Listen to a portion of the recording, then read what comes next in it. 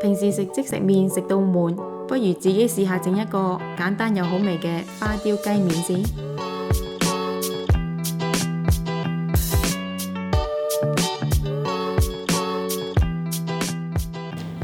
將雞髀肉去皮，切件，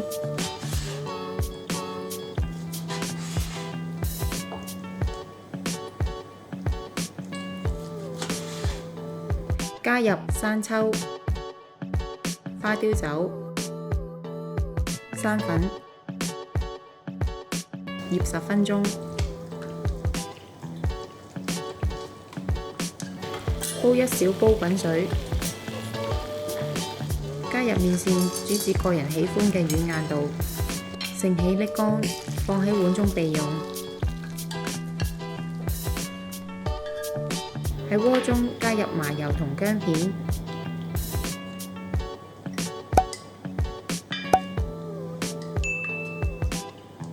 然後開中火將薑片煎至微曲同埋金黃色，就可以放入雞髀肉煎至金黃色，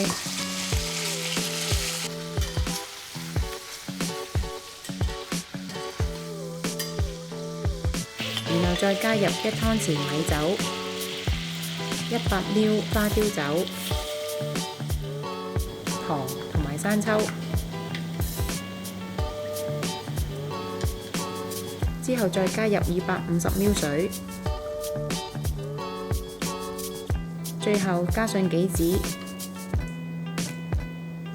蓋上鍋蓋，用中細火燜煮10分鐘。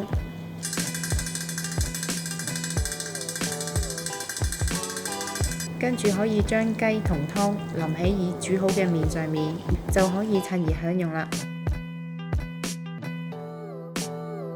鍾意我哋條影片嘅朋友可以 Like、Subscribe、Share， 同埋記得撳着個鐘仔，可以第一時間收到我哋嘅最新資訊同埋影片。